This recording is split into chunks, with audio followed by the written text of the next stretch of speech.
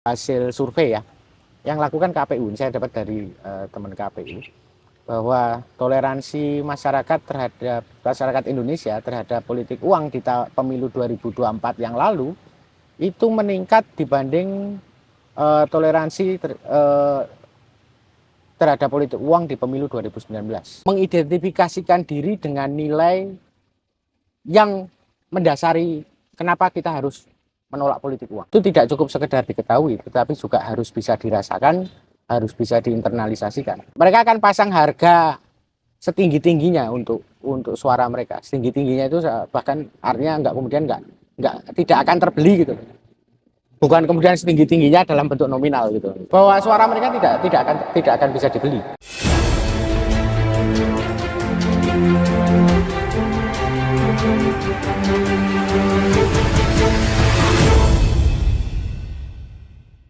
Selamat datang di Utas Kemitraan, podcast yang membahas soal isu tata kelola pemerintahan dari perspektif peneliti, ahli, kemudian juga pelaku, dan akademisi.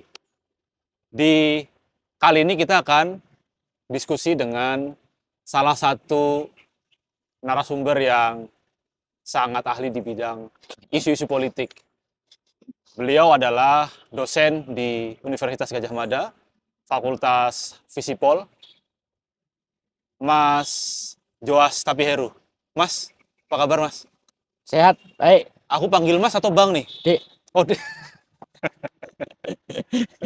Karena kalau dari daerah kan Maluku, tapi kok Magelang. Made in Magelang. Oh, made in Magelang. Jadi Jawa lah ya, Mas. Iya. Oh, gitu, siap. Mas, apa kabar Mas? Kabar baik, kabar baik. Oke. Ya. Mas Joas kan dosen ilmu politik ya, Mas ya? Ya. Nah, bicara politik, Indonesia ini sedang hangat-hangatnya politik pasca pemilu presiden dan kemudian juga menjelang pilkada serentak 2024. Nah, dari perspektif Mas Joas, politik Indonesia sedang di mana sih, Mas? Ya seperti yang mungkin kita sama-sama ikuti ya dalam beberapa hari terakhir, salah satu fitur yang sedang menarik banyak perhatian terkait politik Indonesia itu adalah terkait dengan politik uang. Di samping juga ada istilah politik dinasti, nepotisme, tapi untuk saat ini politik uang yang sedang menjadi sorotan. Seberapa bahaya, Mas, politik uang terhadap demokrasi, terhadap masa depan Indonesia? Politik uang itu berbahaya bagi demokrasi karena dia mengubah demokrasi itu menjadi sekedar ajang jual beli komoditas politik, apapun yang kemudian dijadikan komoditas di situ ya. Dan kemudian kalau dikaitkan lebih jauh dengan prinsip dasar demokrasi terkait dengan kedaulatan rakyat, bahayanya itu terasa ketika kita mencermati ya bahwa politik uang mengubah ekspresi kedaulatan rakyat yang dalam pemilu, baik itu pemilihan legislatif, pemilihan presiden maupun pemilihan kepala daerah, ekspresi kedaulatan rakyat dalam bentuk suara itu diubah menjadi barang dagangan. Dan ini konsekuensinya panjang.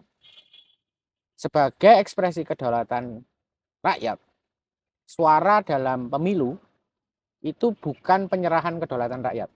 Karena setelah memberikan suaranya, rakyat masih punya kedaulatan. Kedaulatannya tidak hilang.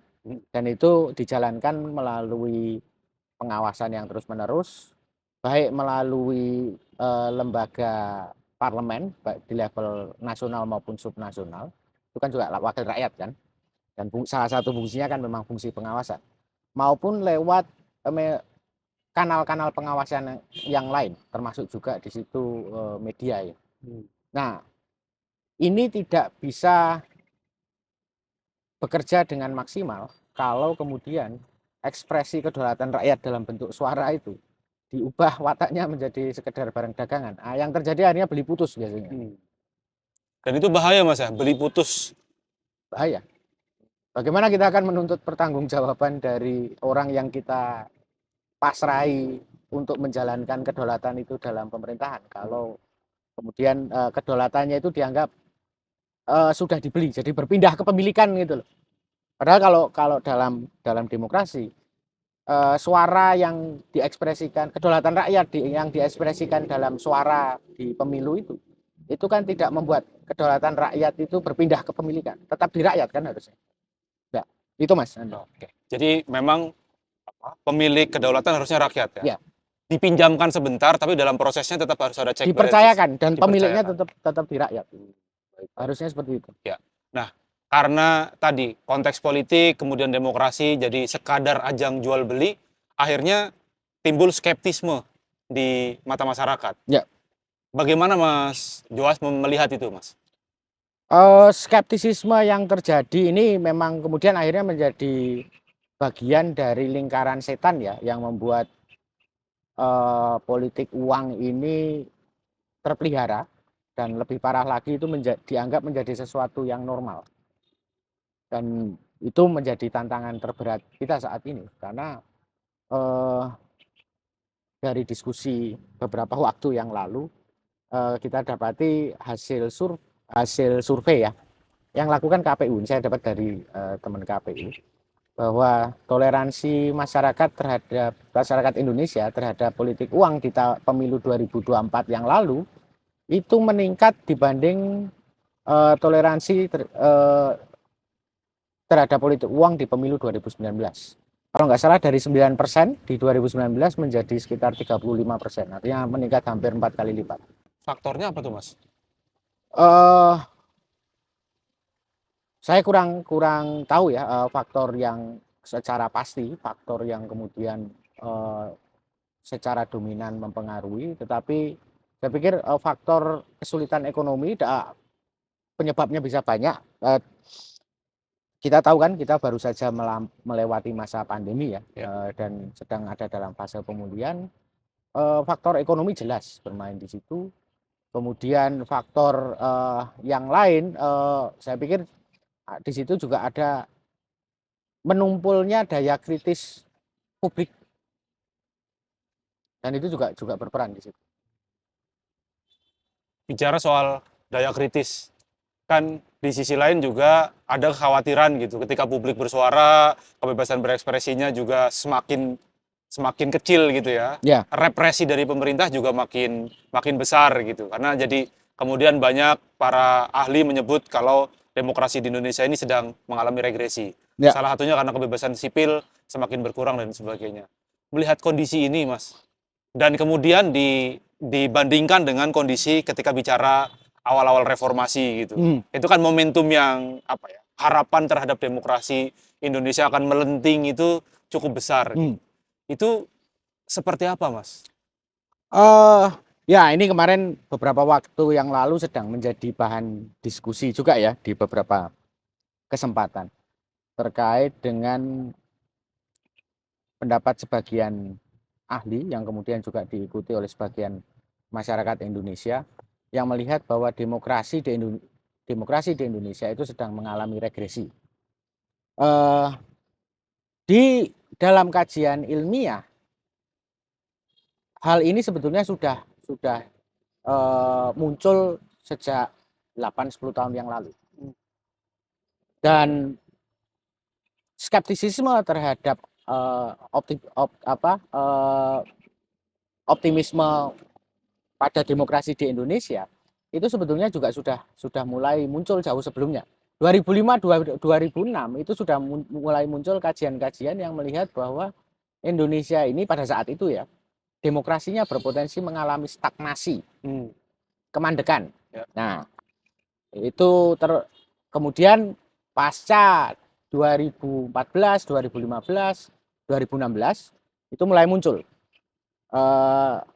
kajian yang melihat demokrasi di Indonesia itu tidak lagi mengalami stagnasi, tapi malah regresi.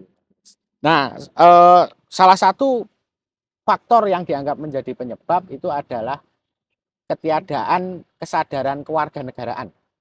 Jadi demokrasi yang dibangun di Indonesia ini tidak dibangun di atas fondasi kesadaran publiknya sebagai publik warga negara. Publik warga negara itu kan artinya bisa diartikan begini, warga negara ini bukan hanya sekedar status, tetapi itu juga bagian dari kesadaran kesadaran yang diekspresikan dalam sikap kritis dan aktif secara politik. Juga pada saat yang sama itu dilandasi oleh prinsip-prinsip dan nilai kesetaraan. Itu yang absen dari proses demokrasi dan demokratisasi di Indonesia. Coba kalau kita perhatikan ya, demokrasi di Indonesia ini kurang apa sih? Pemilu itu mulai dari pemilu 99 ya, terus dilanjutkan dengan pemilu 2004, ditambah pemilihan presiden langsung, ditambah lagi setelah itu pemilihan kepala daerah langsung. Lembaga-lembaga demokrasi secara formal di sini sudah lengkap dan bisa dikatakan established gitu ya. KPU ada, Bawaslu ada, tambah lagi ya yang ada di KPP seperti itu. Ini kan kemudian parlemen, terus kalau kita lihat struktur ketatanegaraan kita sekarang itu lembaga negara itu yang artinya ini kan cabang-cabang kekuasaan ini. Selain presiden kan di situ ada DPR, ada MA, ada MK, terus BI kan juga menjadi lembaga negara juga kan. Nah ini secara formal itu semua sudah bisa dikatakan itu kemajuan yang luar biasa. Tetapi fondasi utamanya yaitu kesadaran kewarganegaraan itu yang malah justru dilupakan di situ. Dan itu punya implikasi terhadap problem yang kemarin kita hadapi, problem etika. Ya, karena ini kan kesadaran kewarganegaraan itu sebetulnya sangat erat kaitannya dengan etos demokrasi di sini atau etos republik. Dan orang kalau tidak sensitif terhadap dimensi itu, ya dia tidak akan bisa melihat bahwa ada permasalahan. Dan itu berujung pada kemarin ketika ada skandal MK, baru kita terkejut-kejut dan kemudian mengatakan ada masalah etika di situ. Padahal indikasi ke arah situnya udah diprediksi oleh para scholar ya, dari 2004. Dan 2020 kan udah kelihatan di pilkada 2020. Udah terlihat gitu. Iya. Cuma waktu itu kalau kita mengatakan ini ada problem etika, itu tidak didengarkan karena orang itu kalau membicarakan demokrasi itu sudah terkungkung dalam cara pandang formalistik, legal formal. Ketika ditanya peraturan apa yang saya langgar, ya memang nggak ada aturan yang dilanggar. Tapi di situ ada etika yang dilanggar dan etika itu sifatnya lebih fundamental daripada aturan positif. Dan kalau bicara etika biasanya apakah karena memang sekarang orang sudah lebih mengedepankan soal logika dan mengesampingkan etika atau seperti apa? Ya ada reduksi terhadap logos ya, seakan-akan logos itu bisa berdiri sendiri dan orang lupa bahwa selalu bersamaan dengan logos itu selalu ada etos dan ada juga patos di situ. Oke, menarik.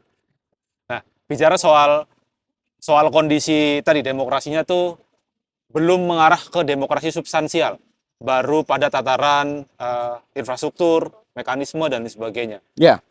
Apa yang bisa dilakukan, Mas, untuk kembali lagi ke pattern-nya atau ke track-nya demokrasi? Ini yang sedang menjadi salah satu topik yang saya sangat ingin angkat ya. Ada kaitannya dengan tadi ya, dengan etika, etos demokrasi dan republik. Ya ini yang kalau mereka yang belajar ilmu politik secara mendalam ya, itu akan melihat dan pada akhirnya itu akan sampai pada kesimpulan yang mengatakan begini. Konsep kita tentang kesejahteraan, keadilan, itu konsep yang nggak ada ujungnya. Kesetaraan. Nah, tetapi kemudian kalaupun tidak ada ujungnya, artinya mustahil direalisasikan sebagai sebuah finalitas, tapi tetap diperlukan. Itu sama kayak kalau kita ngomongin kenyang itu loh. Bisa nggak kita kenyang sekali untuk selamanya? Iya, nggak bisa. Nggak bisa kan? Selalu ada. Itu dengan makan itu kan. Ngapain makan? Kalau habis makan lapar lagi kok. Nah itu harus dibayangkan seperti itu. Jangan pembayangannya jangan membayangkan bahwa keadilan, kesejahteraan itu ada titik finalnya seperti itu. Karena misal pada satu kasus kita melihat di situ ada ketidakadilan, misal kasus sengketa tanah seperti itu. Ketika sengketa tanah itu terselesaikan dan dalam hal ini mungkin keadilan itu terpenuhi di situ. Ya, keadilan terpenuhi, tapi terpenuhi secara temporal dan parsial. Hanya untuk kasus itu. Tidak untuk kasus-kasus yang lain gitu loh. Karena itu contoh kenapa keadilan saya katakan tadi itu sesuatu yang mustahil untuk difinalisasikan seperti itu. Nah, tetapi tetap dibutuhkan. Dan demokrasi adalah kalau misal didudukkan sebagai instrumen, demokrasi adalah instrumen yang memungkinkan itu semua bisa dicapai tetap dengan jalan politik, tetapi mereduksi potensi destruktif dari politik itu. Karena itu kan pasti konfliktual kan. Sementara demokrasi itu dibangun di atas premis bahwa ya politik itu adalah sebuah keniscayaan. Nggak bisa kita menghilangkan politik. Setiap kali kita membuat keputusan itu pada dasarnya adalah kita sedang berpolitik di situ. Nah, itu yang kemudian tugas demokrasi salah satunya adalah untuk memberi kerangka pada konflik itu, kemudian menangkap, karena dari konflik itu kan ada energi yang muncul ya, menangkap energi yang muncul dari gesekan-gesekan yang terjadi sebagai daya hidup, tetapi sekaligus pada saat yang sama dia membatasi potensi-potensi destruktif. Kalau kita cermati pemilu itu pada dasarnya kan konflik. Ya. Karena ada yang pro dan kontra. Ada yang pro, ada yang kontra. Pilihlah saya gitu kan, saling berlomba-lomba kan. Terus diskusi di parlemen itu pada dasarnya kan konflik. Isu siapa nih yang masuk dalam sebagai agenda kebijakan? Kalau misalnya sudah sama-sama membicarakan isu yang ada dalam agenda kebijakan mana yang diprioritaskan? Ini kan selalu ada konflik di situ. Dan itu terus berlangsung meskipun sudah diresmikan sebagai kebijakan, sudah ada aturan turunannya, juklak juknis kayak gitu seperti itu. Momen pengambilan keputusan itu akan selalu terjadi. Bahkan di level pelaksana kebijakan itu. Karena kan dia harus memutuskan apakah kisi-kisi kebijakan yang digariskan oleh aturan yang ada itu bisa berlaku untuk situasi ini atau tidak. Itu artinya politik nggak pernah bisa hilang. Ya. Dan nggak akan pernah berakhir ya? Nggak akan pernah berakhir. Jadi tadi kalau misalnya menyebut bahwa politik itu konflik, demokrasi itu adalah konflik, tapi jadi demokrasi itu adalah kesepakatan ya Mas? Pada akhirnya. Ya. Karena kita harus bersepakat, apapun itu. Kesepakatan itu bisa berubah sesuai dengan konteks dan ruangnya gitu ya. Tapi tetap harus ada aturan di situ. Misal begini, kita bayangkan demokrasi itu seperti pertandingan Premier League. Premier League. Saya anak seri A ya, jadi ya kita bayangkan seri A gitu ya. Udah kebayang tahunnya Mas? Ya, udah kebayang tahunnya. Kita tahu di seri A itu ada berapa sekarang? 20 klub ya 20. Di seri A. Ada di situ Napoli, Juventus, AC Milan, Inter Milan nih saat ini yang sedang Big Five lah, Big Four. Ya. Mereka ini kan bersaing mati-matian kan, sampai seperti itu kan, kadang-kadang sangat keras. Tapi pernah nggak AC Milan itu atau Juventus atau Napoli atau Inter Milan masing-masing itu merasa bahwa wow ini lawan-lawan saya ini harusnya nggak usah ada di Serie A biar saya jadi juara terus? Pernah nggak kebayang gitu? Nggak pernah kan? Karena dia butuh yang lain ini untuk bisa menjadi juara gitu loh. Artinya dia memang bertarung melawan klub-klub saingannya ini. Tetapi meskipun bertarung, dia tetap melihat klub-klub saingan kompetitornya ini sebagai klub yang absah keberadaannya dalam arena itu. Nah, demokrasi dibayangkan seperti itu. Jadi aturannya bagaimana memastikan orang-orang yang bertarung di dalamnya itu tidak keluar dari garis yang sudah disepakati bersama gitu. Dan itu indikasi bahwa demokrasi itu pada dasarnya adalah sebuah tatanan, sebuah order. Setiap order itu pasti ada perintah dan larangannya. Nah, demokrasi perlu diingat tidak berarti semua boleh. Karena demokrasi itu tatanan. Sehingga kita juga harus tegas. Ada elemen-elemen yang kalau dia keluar dari garis ya harus kita dudukkan bukan sebagai kompetitor yang sah, tapi dia ada di luar demokrasi. Seperti itu. Kalau enggak ya kejadiannya seperti yang terjadi di Inggris, di Amerika, di negara-negara yang menganut demokrasi liberal secara Nah, bicara soal demokrasi, demokrasi itu kan salah satu musuh terbesarnya adalah oligarki ya Mas. Nah, bagaimana menepis oligarki gitu Mas? Oligarki itu terbentuk ketika demokrasi itu kehilangan fungsi-fungsi kontrol dan pengawasannya. Karena begini loh, eh, dalam setiap model pemerintahan apapun, jumlah antara yang dipimpin dengan yang memimpin itu kan selalu yang memimpin lebih sedikit daripada yang dipimpin. Jadi aspek oligarkik itu selalu ada. Cuma yang kemudian disebut sebagai oligarki sebagaimana kita pahami sekarang, itu kan sedikit orang menguasai atau memimpin orang yang lebih banyak, dan di situ tidak ada kontrol dan tidak ada Aturan pengawasan. gitu. Iya. Mas, oligarki itu kan tadi ya jadi tantangan demokrasi, dan bicara soal demokrasi, pemilu jadi salah satu cara untuk kemudian mengganti pemimpin dan kemudian mengubah masa depan Indonesia melalui mekanisme yang sangat demokratis gitu. Bicara soal pemilu, sebentar lagi kan kita akan ngomongin pilkada, Mas. Pilkada yang akan dilakukan serentak di seluruh Indonesia. Isu utama di pilkada kita ke depan ini apa, Mas? Ya tadi saya sudah sampaikan, politik uang, potensi politik uang itu menjadi isu yang salah satu isu yang mengemuka.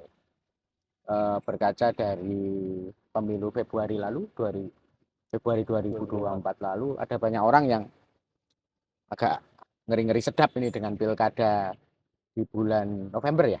Ya, bulan November besok. Politik uangnya bisa lebih masif lagi. Dan seberapa dampaknya akan kemudian memengaruhi kualitas demokrasi di level daerah? Gini, tentu saja itu akan sangat berdampak besar ya, karena ini akan lebih jauh menormalisasi praktek politik uang dan relasi yang seharusnya dibangun berdasarkan logika hubungan negara dengan warga negara, diganti dengan logika tadi, komoditas politik tadi.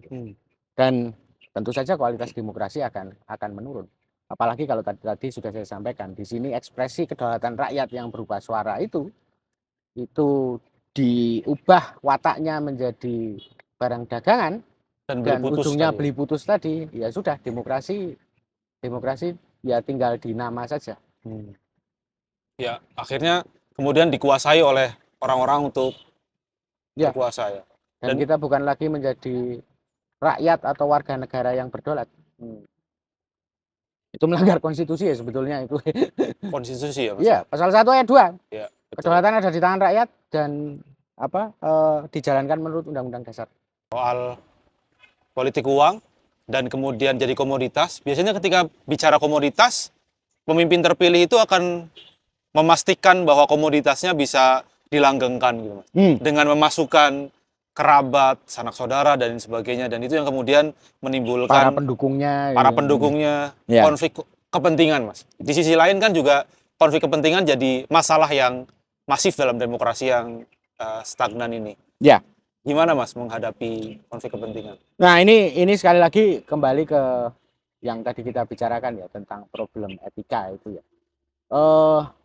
Salah satu perumpamaan yang paling enak kita gunakan untuk mendudukkan pentingnya etika itu misal begini. Dulu ya sebelum ada aturannya di sebagian tempat sekarang sudah ada aturan tertulis. Pernah ada kejadian orang berteriak di sebuah tempat umum seperti bandara atau stadion, yang jelas tempat publik yang ada banyak kerumunan orang di situ, dengan niat bercanda dia berteriak ada bom, seperti itu. Dan teriakan itu kemudian menimbulkan kepanikan dalam kerumunan itu, dan ya dampaknya itu menjadi ada orang yang trample itu apa ya, terinjak-injak dalam kerumunan itu karena orang panik kan, ingin segera keluar menyelamatkan diri seperti itu. Dan ketika akhirnya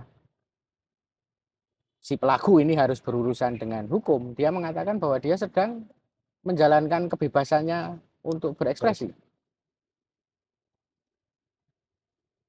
Bodoh Itu banget. nggak ada aturannya itu. Dan betul, setiap orang punya kebebasan berekspresi. Termasuk yang membahayakan karena memang belum ada aturan tadi ya, Mas. Karena memang belum ada aturan. Tapi orang kalau dengan punya akal sehat kan dia pasti bisa Menyaring gitu ya. menyaring seperti itu. Apa yang pantas dilakukan, apa yang boleh dilakukan di tempat dan waktu tertentu seperti itu. Dan itu etika ya, Mas. Itu.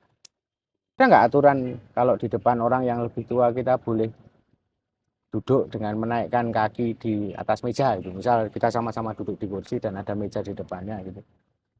Kan nggak ada aturannya. Tapi ya kita yang punya akal sehat tahu bahwa itu tidak pantas untuk dilakukan. Sama juga seperti yang kemarin kan.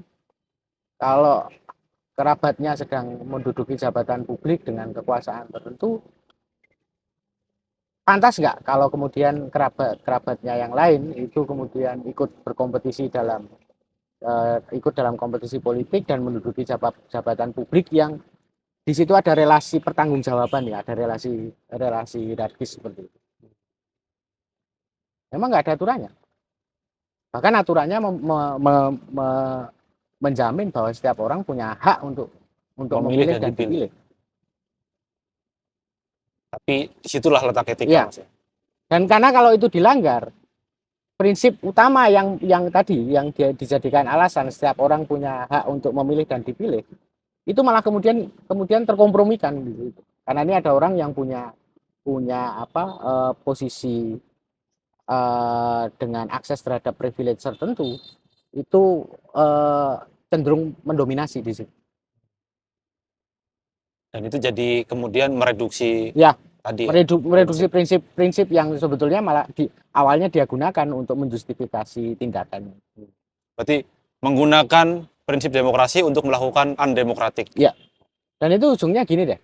Kalau misal yang bersangkutan, pelakunya itu ditempatkan dalam posisi yang berbeda, justru dia yang dirugikan atau berpotensi dirugikan oleh tindakan seperti itu, mau nggak? Nah, etika itu urusannya itu. Lakukan kepada orang lain apa yang mau kamu lakukan, orang lain lakukan kepadamu. Nggak ada isinya, tapi relasi resiprokal itu. Dan itu prinsipnya kesetaraan itu. Etika itu bukan sekedar soal ngomong kejujuran, keadilan, integritas, tapi punya kemampuan olah rasa tadi itu loh untuk kemudian menyaring. Apa aku pengen nggak sih kalau aku melakukan ini, semisal orang lain melakukan hal yang sama ke aku gitu, aku mau nggak? Kalau aku nggak mau ya aku seharusnya tidak melakukan ini ke orang lain. Jadi rasanya harus lebih sensitif gitu Lebih ya. sensitif. Dan demokrasi sama juga seperti yang lain itu ditopang oleh ini dimensi afektif ini. Itu nggak sekedar urusan kognitif, itu ada afeksinya. Sehingga kalau misalnya kita ngomongin aktivitas kita sekarang ya, yang pelatihan membangun integritas dan ketahanan melawan politik uang, kita kan tidak sekedar belajar untuk mengetahui politik uang itu apa saja modus-modusnya, tetapi juga belajar untuk bisa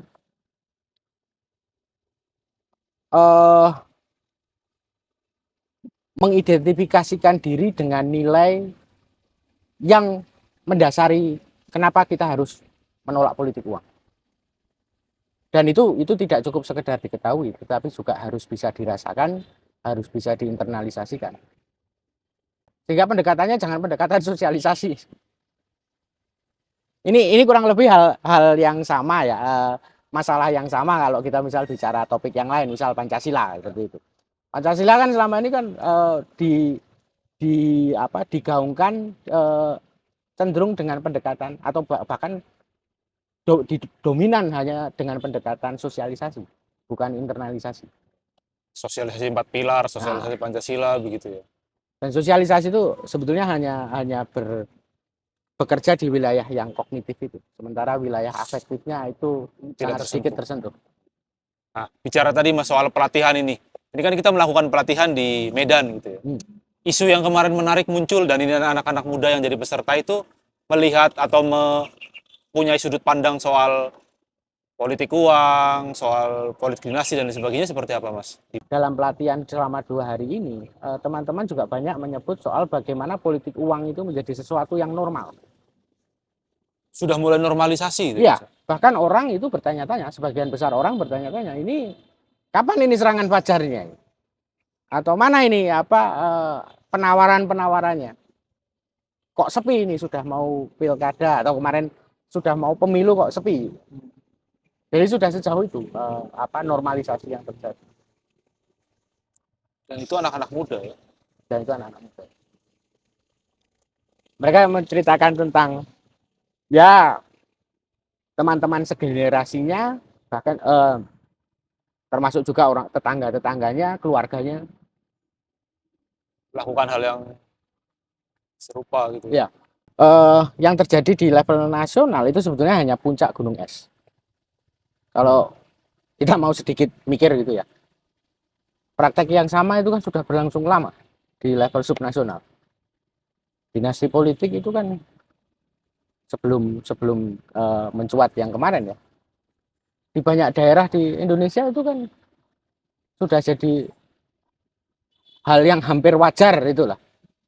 Dan itu mungkin bisa jadi menjadi sesuatu yang normal bagi masyarakat di daerah itu. Dan kita waktu itu tidak berteriak cukup keras ya untuk memperingatkan sejak dini bahwa ini akan berpotensi merusak demokrasi. Yang justru Indonesia itu yang membuat orang-orang ini, dinasti politik ini bisa muncul di awalnya. Itu Mas. Baik, bicara soal tadi politik uang di pilkada dan pemerintah daerah kan jadi salah satu ujung tombak di pelayanan publiknya. Ya. Mas, ya. Kalau bicara nasional mungkin agak punya jarak gitu dengan masyarakat langsung, tapi ketika bicara pelayanan publik, pelayanan dasar itu ngomong di level daerah. Ya. Nah, bagaimana memastikan pilkada ini bebas dari politik uang, bebas dari potensi-potensi nepotisme yang kemudian bisa merusak pelayanan publik pada akhirnya ke masyarakat? Kalau kita membicarakan bagaimana proses pilkada itu bisa bebas dari politik uang, mungkin tidak bebas dalam artian 100% pure tanpa politik uang seperti itu ya. Kalau dari segi aturan, saya pikir aturan yang kita miliki sudah cukup banyak. Tapi hal yang lain yang lebih mendasar dan saya pikir itu akan lebih efektif untuk kemudian menangkal politik uang, ya tadi kita perlu melakukan internalisasi secara masif nilai-nilai republik dan demokrasi yang membuat publik pemilih ini itu merasa punya harga diri sebagai warga negara yang berdaulat. Sehingga kalau suaranya mau dibeli, itu mereka sudah bisa ngomong. Mereka akan pasang harga setinggi-tingginya untuk suara mereka. Setinggi-tingginya itu bahkan artinya tidak akan terbeli gitu. Bukan kemudian setinggi-tingginya dalam bentuk nominal gitu. Bahwa suara mereka tidak akan bisa dibeli. Karena itu adalah ekspresi dari siapa mereka sebagai warga negara yang berdaulat di sebuah negara yang berdaulat. Kalau enggak ya susah, Mas. Mau sebanyak apapun aturannya, kalau nalar orang-orang yang seharusnya tunduk pada aturan itu sudah niatnya itu mengakali aturan, aturannya nggak akan cukup, Mas. Selalu ada ruang. Selalu ada ruang. Padahal aturan itu kan dibuat, memang selalu akan ada celahnya. Sehingga perlu dipastikan bahwa nalar yang bekerja di antara mereka yang menjadi subjek dari aturan itu tidak untuk mengakali aturan, tapi memahami bahwa aturan ini menjadi bagian dari tertib sosial. Seperti itu, Mas. Oke, kembali ke soal Medan, Mas, atau di Sumatera Utara gitu ya. Kan kita akan melakukan pilkada serentak di Sumatera, pokoknya di Indonesia gitu. Dan berdasarkan pemilu Februari lalu itu kan voter paling banyak itu usia anak-anak muda, Mas. Milenial lah ya, usia muda begitu. Bagaimana memastikan anak-anak muda ini tidak hanya banyak jumlahnya, tapi juga punya andil untuk sedikit memperbaiki kondisi demokrasi di pilkada. Nah, dalam pelatihan ini target audiens kita terutama baik trainer maupun nanti kemudian end usernya itu kan memang anak-anak muda ya, usia 19 sampai 30 tahun ya, masuk dalam kategori Gen Z lah. Gen Z. Itu. Nah, ini yang harapannya teman-teman muda ini bisa memulai langkah-langkah untuk menyebarluaskan melalui kampanye ya, anti politik uang. Tidak hanya pemahaman tentang praktek politik uang dan modus-modusnya, tetapi juga tadi kesadaran kewarganegaraan yang kemudian itu harapannya akan terinternalisasi di antara publik yang lebih luas. Dan kalaupun yang generasi yang lebih senior itu lebih mungkin sulit dijangkau, mereka bisa menjangkau rekan-rekan segenerasinya dan generasi berikutnya. Karena kan ini kan mereka bagian dari bonus demografi itu kan. Artinya jumlah mereka secara populasi itu kan menjadi punya persentase yang cukup besar dari dalam keseluruhan populasi penduduk Indonesia. Itu Mas, harapannya. Dan dominan menguasai. Ya, beberapa tahun ke depan mereka akan semakin dominan.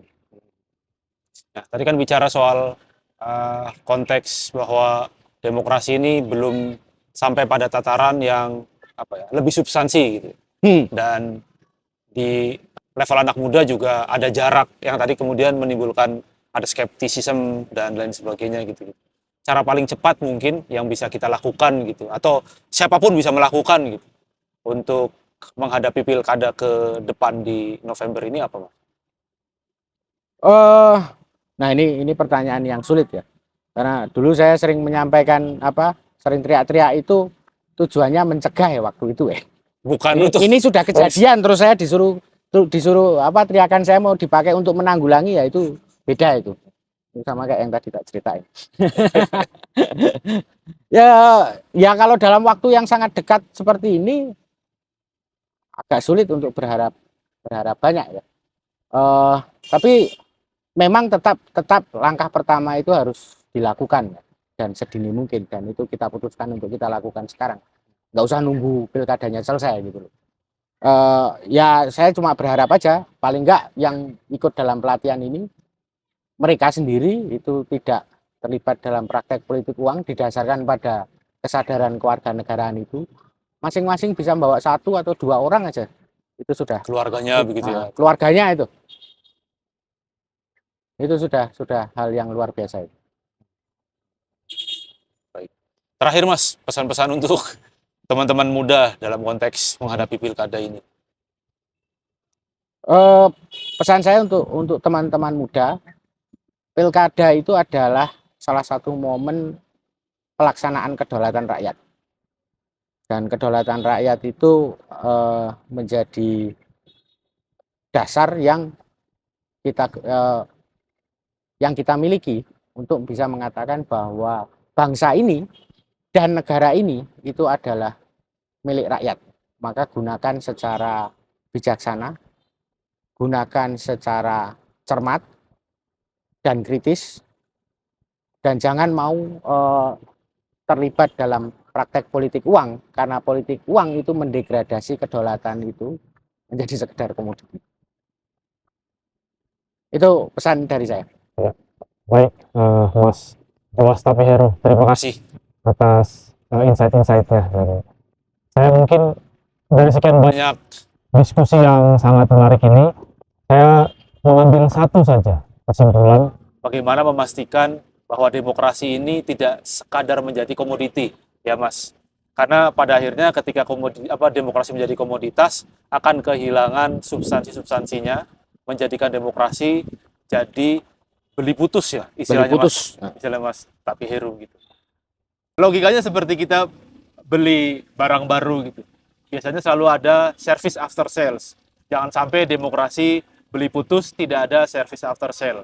Jadi Kita harus memastikan bahwa kedaulatan ada di tangan rakyat, tidak hanya menyerahkan kedaulatannya kepada wakil rakyat, tapi juga kita mengawasi proses-proses pemerintahannya, gitu ya Mas. Ya. Sebagai bagian dari Pelaksanaan kedaulatan rakyat itu. Ya. sebagai bagian dari pelaksanaan dari kedaulatan rakyat.